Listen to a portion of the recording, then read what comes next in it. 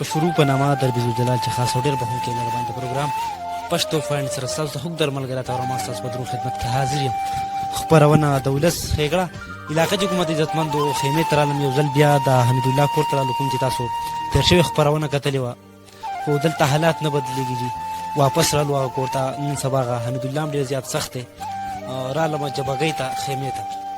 کوم چې دلته حمیدالله ژوند حمیدالله یو عرفین یتیم دی 18 کلن دی مور یې وفات شوې ده پلار یې وفات شوی دی یوې ترور سره ژوند کوي او ترور یې نن سبا ډېره زیاته سخته ده بیمار ده ترور زړي په دغه بیمارۍ کې په دغه رنځ کې مبتلا ده او ترور چې کوم د هغه هم خاوند چې کوم دی وفات شوی دی او هم د دې حمیدالله سره دوه په دوه ژوند کوي کور ته کرایي دی جي دا کوم کور چې تاسو ښکاري جي لایټ پکې نشته بجلي پکې نشته جي دا هم د کرایي دی 15-16 روپۍ ته میاشت اخلي عزتمندو دلته راغلو دا نیغ خپرونه کوو حمیدالله زما په څنګ کې ناست هغې ته هم خبرې اترې کوو حمیده څنګه یې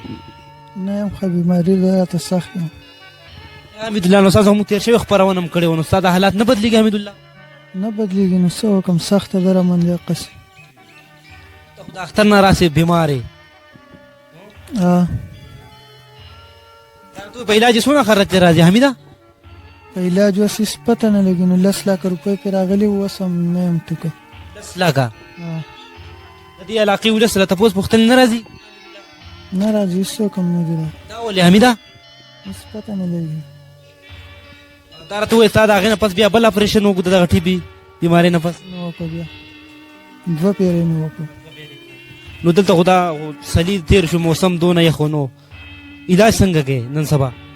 بس نن سبا دقه د ټي بي دا ګولۍ خورم او پروت یم نور څه نشته تکلیف درته وي حمیده او تکلیف یې راته پلار دې وفات شوی دی او پلار مې وفات شوی مور مې وفات شوی ترور سره ژوند کوې ژوند خو ډېر سخت دی مور او پلار دې کله وفات شوي دا 10 کاله وشو ترور راغټ کړي او ترور راغټ نو د ترور خو هم خاوند وفات شوی نو ستا دا پالنه څوک کوي دا پرورش یې څوک کوي نن سبا دا خو ډېره ګرانه حمیدالله زلمی سړی بس دقه مور یې راله کوي نو نور څوک نشته دغه ترور درله کوي دا راته ووایه په دې دلته خو ډېر صاحبه جیداده خلک دی پوه شوې خوريز خلک دی غرغر خلک دی دلته تا له څوک نه راځي هېڅوک هم نه دي راغلي اوسه دا ولې نه راځي تا باندې دلته څوک نه سېځي ته انسان نه یې ستا به د معاشرې اوسېدونکی نه یې د دې معاشرې وګړی نه یې حمیدالله هېڅ پته نه لګي نو څه سویل غواړې څه ګیلې دې شته حمیدالله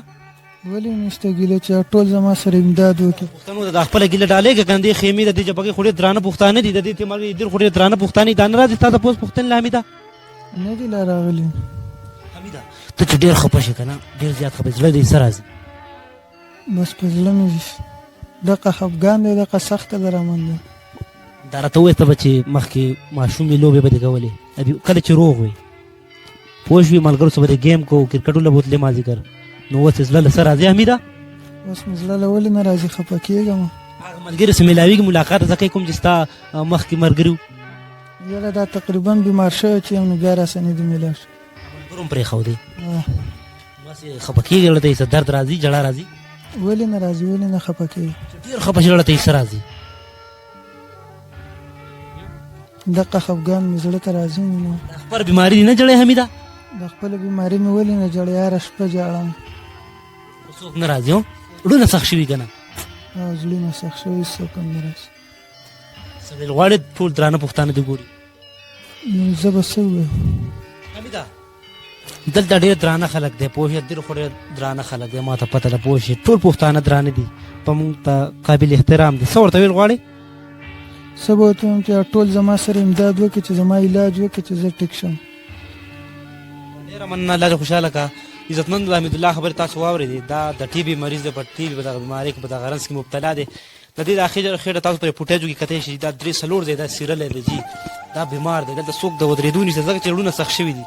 کله چې ستاسو په دې حجره کې دا امچت ورسره ګډېږي نو تاسو بیا دا پیسې داسې ولئ نو ستاسو په لاس کې پیسې نه ختمېږي بیا چې کله د یو غریب خبره راشي د یو یتیم د یوې کونډې خبر راشي نو بیا تاسو په شا کېږي په دغه ځای کې مال افسوس راشي کله چې ستاسو په دې حجره کې دا امچت ورسره ګډېږي نه ستاسو لاس کې پیسې نه ختمېږي او چې کله داسې د یوې کونډې او د یو یتیمو او بیا د بیمار خبر راشي نو ستاسو لاس کې بیا تاسو نه ودرېږئ نو الله له به څه جواب ورکړي نن راشي جبهګۍ ته راشي حمیدالله سره ودرېږئ تاسو به الله له څه جواب ورکوئ پرېږدوئ دا پلونه او دا روډونه پرېږدوئ اصل ګل دا دی دې ګل سره ودرېږئ د دې پوښتنې نه راشئ په دې چې څه نن تېرېږي نن سبا خدای راستي ما صاحب ما محسوس لکنه جی دا خېټه ول مکمل سیریل لجی دلته څوک نه ودی د په دویم ځل د خبرونه ډېر مجبور کړم ډېر زیات په بو ډېر مجبور کړم واپس رالم د کورې نه ځکه چې دلته څوک د ودرېدو نشته دی جی ړونه سخت شوي دي چې تاسو په دې اوچرګیا تور سره ګټېږي که نه بیا ستاسو په لاس کې پیسې نه ختمېږي داسې ولې داسې خو بیا چې کله د یوې ببو خبر راشي د یوې کونډې خبر راشي د یو یتیم خبر راشي نو بیا به ستاسو په لاس کې پیسې نه ختمېږي لوږې وړوکې غوندې دماغ نه دمې نه بس بیا دغه ترور سره خبرې کوم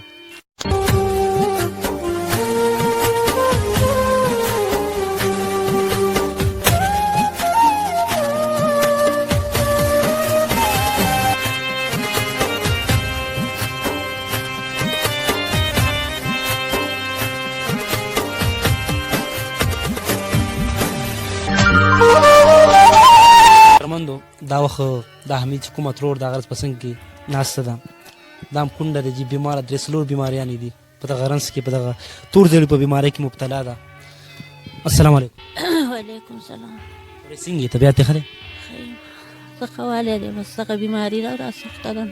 ماشوم هغه شان پروت دی په کټ ماشوم داسې پروت دی هره شپه اوسه جاړم او دام جاړي او زم جاړم دام جاړي او زم جاړم ټوله شپه دام جاړي او زم جاړم ډېره ګرانه شي بابو دا کې په توره تیاره کې بس د چا په شان چې هغه لیټ هم راسه نشته چې لیټ ځاته رڼا کړو او تاسو خو اول ښکته ووځه جبګۍ ته راځئ کور نه 100 روپۍ دی خو لیټ هم نشته دی داسې دی چې په یو ځای او په بل ځای ځان ځای کوم و هغه مې د ورور کور د هغه یوه کوټه وه ټول وړی مې په منډو کې تېر کړ او په پېښور کې مې تېر کړ اوس د دې خوا له رالو اوس د دې خوا ته هم ځای نشته دی لکه په دغه کوټه کې بجلي هم تړلي دي موږ هم پکې ناست یو او تیاره ده توره بجلي نشته دی خو دا راته ووایه که نه کور خو د کرایي دی که نه بجلي هم پکې نشته دی څوک نو د کرایي نن سبا څه کوي د علاج څنګه کوي د ماشوم موږ دغو غریبانان به څه کوي نو موږ یې نشو ورکولی دغه ورېرونه یتیمان ورېرونه مې دي دغه به څه کوي نو خورۍ په دې ماشوم باندې څونه پیسې په حمید باندې څونه پیسې ولګېدې دې باندې 10,000 روپۍ ولګېدې 15,000 په ده 10 لاکه او 15 لاکه په ما باندې قرض دي اوس یې رانه غواړي او اوس ما ته دا داسې دی چې زه یم خدای نه ویسم بېګایل ما ویسه نو ما لرې په څه ویسم زار کور ته راځي خورۍ کور ته راځي وایي ری کوي راله وایي هر څه چې کېږي اوس یې راکوي نو زه بیا د کمه ورکړم خو ډېره ګرانه چې یو طرف ته یو اړخ ته پلار نه یو بل اړخ ته مور نه بیا یې ترور په غریبۍ کې په نیستۍ کې او په غریبۍ کې راغټ دا خو ډېره ګرانه وي سخته ده نو الله ته پته ده الله څخه دي که چا ښه وکړه په دې ورځ دوه کې څه څه وشو د دې د پنډۍ نه زه یېرېږم د پنډۍ کې د شین دغه وشو او ډاکټر ورته دغه سیوا وکړه چې دا به ترې غوڅوو نو هغه سخته وه هغه دغه یې راباندې سیوا تېر کړه ته ګورې خفه کېږې خورۍ نو الله ته ګورې خفه کېږې نه خفه کېږم زړه ته څه ژړا راځي دا خو ډېره ګرانه وي ټوله شپه او ټوله ورځ ورته ژاړم ژړا نه راځي ژاړم خپلې بیمارۍ ته ګورې بیا هغې ته ګورې زړه ته څه ژړا راځي زه یم چې الله زه روغه یم نو زه به ورته لیدی پاسېدی نو خدای نو زه هم داسې شوم او دی هم داسې شو نو څه وکړم دغه ټولې اوښکې دغه پښتنو ته ډالۍ که دغه شتمن د خلکو ته ډالۍ که دغه اوښکې د پښتنو ته ډالۍ که نو څه به وکړم اوس چې څوک د خدای معین او څوک دغه یي او ما ته زر ته زره دغه وکړي چې زه پرې هسپتال ته ورسوم او دا قرض دې پردی ورکړم چې نه یې غواړي رانه دا ماشوم به په څونه روپو ښه چې موږ له ډونیشن وکړو اوس دا 4-5 لاکه خو لګي نو 5 لاکه وفي لګي او ډاکټران څه وایي ډاکټران وایي چې همدی مې ویوړ که نه ستنې طبیعت ته کېښودې د لیټر ساوڼ وکړه وویل د ده نه به موږ پنډۍ دغه کوو نو ما څه ووایم نو چې ده شینوالی کوي او د نه به موږ دا پنډۍ کټ کوو په اخر کې دغه ټول شتمن خلک دې ګوري درانه پښتانه دې ګوري په اخر کې راته څه ویل غواړې دغه ویل غواړم چې 10,000 زما دغه وشي او زه دې ورسوم هسپتال ته بچی د ژوند په لور روان شي چې دی د ژوند په لورې روان شي چې دی الله ښه کړي وایي د ستنو سبا ښه شي او ستنو ما څه پیسې نشته ډېره مننه الله دې عزتمند که الله دې خوشحاله کړي دا بچنګیر ته ښه کړي او عزتمندو کتونکو تاسو دغه بوبو خبرې واورئ دغه حمیدالله خبرې مو واورېدې جي والله کاڼي راځي دا به ټولو پښتنو ته ګزارش وکړم د دې خپلې کیمرې په تواسط سره چې د دې کورنۍ ته ضرور راشي جبګې د ملګر سره نږدې علاقه ده خیمه جبګۍ ورته وایي او دا خپل تاسو په مخ مروت باندې زکاتونه تقسیموي دا دلته راوړئ دلته زموږ سره د دې ببو یو وراره هم ولاړی هغه به تاسو ته موبایل نمبر هم وایي زه کوشش کوم چې هغې ته راشه به بهی هغې نمبر هم زه تاسو ته ووایم چې څونه هم تاسو ډونیشن کوئ په مخ ورته تقسیموي دلته راولېږئ نمبر دې وایه 0346 93 0346 0560 پیر بیا ووایه 0346 0560 ستاسو نمبر دی ببو ها ٹھیک شو جی ٹھیک شو جی ډېره مننه ډېر شکریه انشاءالله حمیده موږ به ځو انشاءالله ستاسو به ټول پښتانه ودرېږي ټیک شوه خفه کېږه مه ښه الله یې تاسو د صحت درکړي الله دې صحت درکړي الله یې صحت درکړي ببو دعاګانو کې مې یاد ساته انشاءالله عزیز تاسو سره به ټول پښتانه ودرېږي الله دې عزتمنده کړه الله دې صحت ورکړي او عزتمندو دا و د نن ورځې خپرونه خپل قربات او رحمان له ورکړي اجازت په ډېر بخښونکي رب عزوجلاله سپارم